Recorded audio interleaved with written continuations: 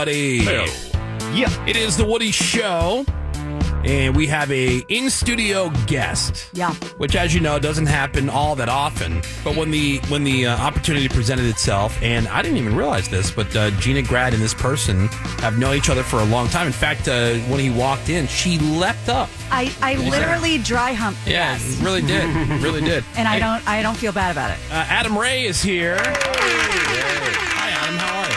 Great. Yeah, I only let about 4 people dry hump me upon I know. Entrance. arrival. Yeah. And one of those Gina- was Sebastian. Sebastian was real handsy, like TSA. Wow. He was like one of those TSA guys that's like, I'm going to use the back of my hand or my mouth. I'm going to do it here or in a private area. Yeah. Dealer's choice. Dealer's choice. Yeah, Was he hitting on you? Because he was making... It was passive aggressive. No, Understand? Adam, I don't want you to take it that way.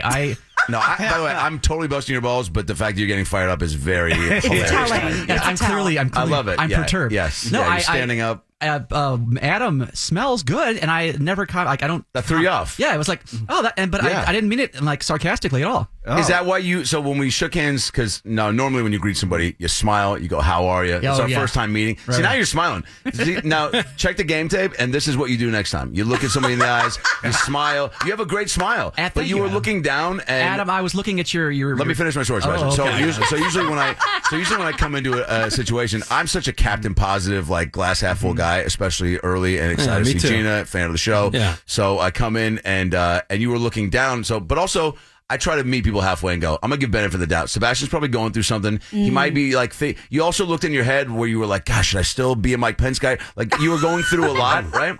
So there was just a lot going on. So I was like, this guy's trying to figure out his life. Let me just like do my job, and we'll he's a chit chat mystery. later. We're trying to figure out a lot about that guy. Like, But I gravitate towards these guys. Yeah. Like, you know, the kid, I used to bag groceries at Albertsons, and the kid that worked there, his name was Brian. He was a little slow.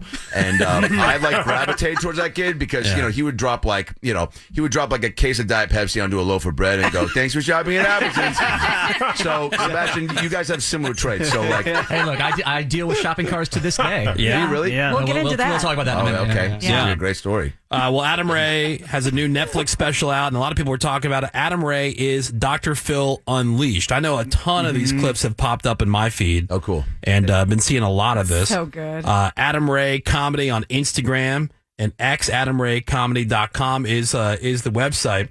Now, I wanted to bring this up because I get a lot of crap because I know Greg, for example, you're not a fan. But you grew up as a guy who was like, you would idolize guys like Eddie Murphy. Okay, nobody will ever give you crap about that. Not just stand-up. Like, he was the first stand-up I saw that gave me any sort of idea of like, oh, I think I want to do that. You know, Yeah. but that was seeing Delirious when I was, I Right. think, 14.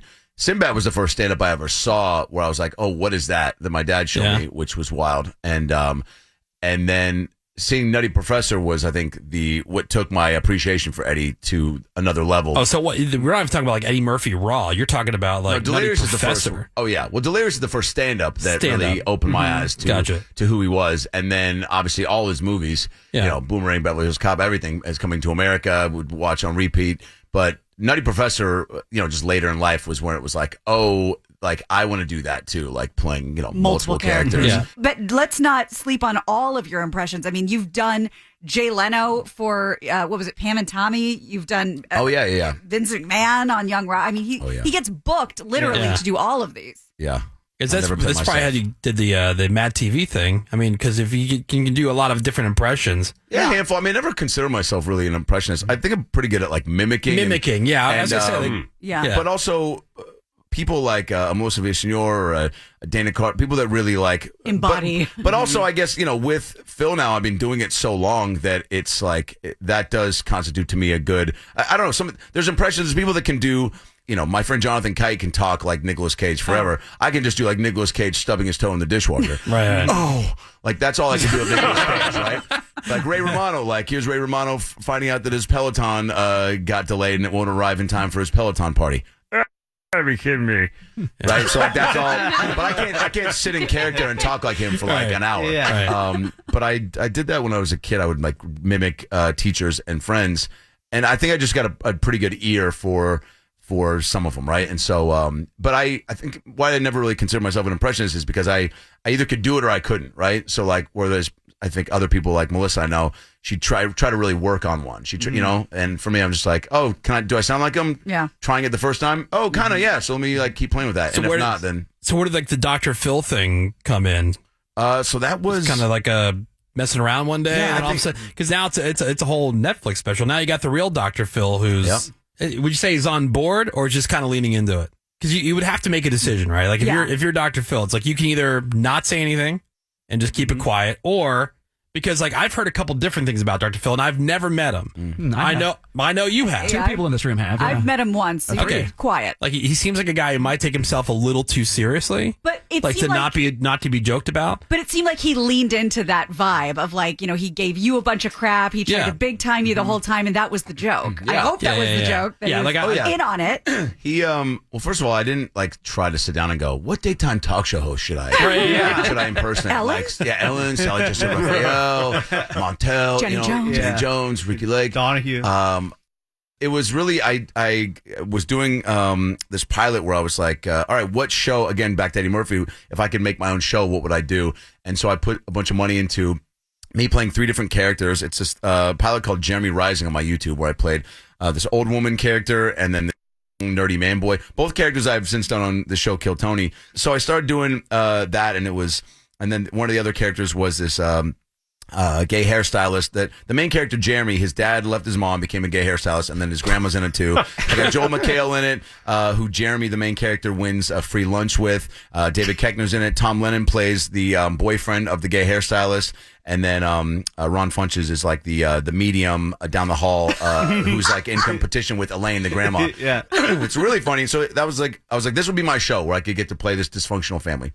My friend at the end of the day goes, you kind of look like Dr. Phil, because I was, in a fat suit and bald, and I mean, I'm unrecognizable. And so I was like, oh, I should go to the factory tonight and do a set as Phil. Did that. I'd kind of been doing the impression sporadically on Corolla, but again, sporadically, right, in like 2 to 3 minute increments. Exactly. And so this was like, and then COVID hit, and then Jeremiah Watkins, who plays a different character on every show, we started going to this black box theater and doing like Lost Phil episodes, and that's where I kind of found at least like whatever my version of the character was, because we just would improvise for 2+ hours and then put about 30 minutes on YouTube of these lost episodes with a different character of his every time. And then the actor strike hit, and I was like, again, already getting to this very stagnant stage where I was like really losing joy for the business, because I was like stand-up, podcast, and auditioning. And although those things can be different each time, I just wasn't excited anymore. And so I was like, I need to like, just create something fun, just do something different. And I always want to do a live character show after I saw Will Ferrell's Bush show back in the day, and then the Oh Hello with Kroll and Mulaney. I was like, so funny. So funny. And I was like, I just want to do something like that, at least try it. And then I was doing these Adam Ray and Friends shows, and then a bunch of those and Friends shows started popping up. So again, I'm just like, man, I feel like I'm just one of the many. And Bill Burr had bailed on the show, so I knew I had him committed. And so I hit him up and I was like, Bill, I know I got you for this Adam and Friends show. I'm thinking of like dressing up like Dr. Phil and doing this like late night show. I don't know what it looks like, but I think I do a monologue, some crowd work. Then you maybe do some stand up that we talk for about 45 minutes. And he couldn't have been quicker to be like, dude, yes, make fun of my anger issues. That sounds hilarious. Yeah. So him being pumped gave me like a lot of extra enthusiasm. And then that sold out real quick, and we did it, and it was really fun. And then it was just a challenge of like, all right, now let's go back and now let me figure out, like, first of all, like, now let me just look at all the people that I've got at my disposal that I think will come play around, which is, what's happened since. And yeah, then a year later, his son hit me up on Instagram and was like, yo, my dad's Phil. I'm Phil's son. I'm like, yeah, and I picked that up from the first thing he said. And he was like, he wants to come on the show. Let's figure it out. And we did. And like a week later, got in touch with his publicist. And then we FaceTime maybe an hour before the show when I was in the makeup chair. And then I kind of ran him through the beats of the beginning of the special, because I didn't want to waste how he entered. You're right. And so that, because the entrance was great. Yeah, it's pretty epic. magical.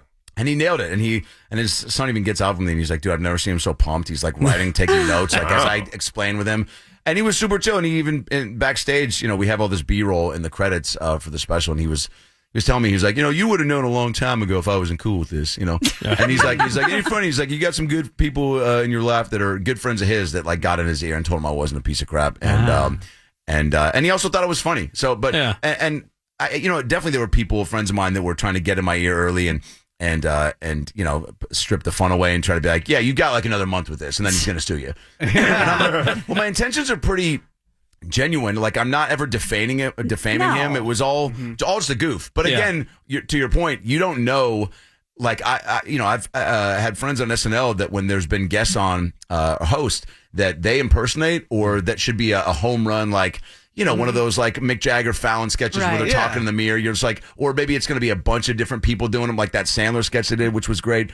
And the host wanted no part of it because they just didn't want to do that. And they're on the wrong damn show. Right, you don't have a sense of humor about it. But so he could have been, but I never was worried about good to hear. that. But also I was never worried about it because I was like, okay, like this isn't, again, like I've gotten to a point to where enough things have either not happened, like about to happen and then didn't happen or was never close enough to happen. So like I've gotten, the ups and downs and the thick skin to where I was like, okay, cool. If he tells me I can't, like I think it was my buddy Andrew Santino was like, what are you going to do if he says you can't do it anymore? I go, stop doing it. Yeah. Like, what do you mean? Clearly I'm like, I have no shortage of ideas and I'm just going to keep like, and that's what's great about it now is it's super fun. Could be even better if you just kept doing it because a pissed off Dr. Phil would be pretty fun. If I was 3 years into stand-up, you'd never see me again. I would be living in the bald cap because I'd be like, this is all I'm going to do. I'm going to lean into it. But it's nice to have just, just a bunch. You just want to do all the stuff. Well, Adam Ray is here. His new Netflix special is called Adam Ray is Dr. Phil Unleashed. And we're going to have some more with Adam. In fact, do you think maybe we can get an appearance by Dr. Phil? Do you think Dr. Phil can join us? Sure, maybe I can do segment? the traffic. That. Because that sounds fun and also hot. They've maybe the weather too. What I love about the traffic is it's still pretty mundane and boring. But like the weather, it's like it's exciting. You get like those OnlyFans models on TV doing the weather now. They're like, it's 69 and wet. And you're like, all right, well, let me grab a coat or a condom. I'll be right back. All right, with more with Adam Ray coming up next. Hang on.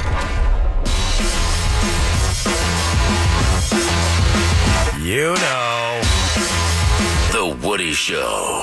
All 98.7. LA's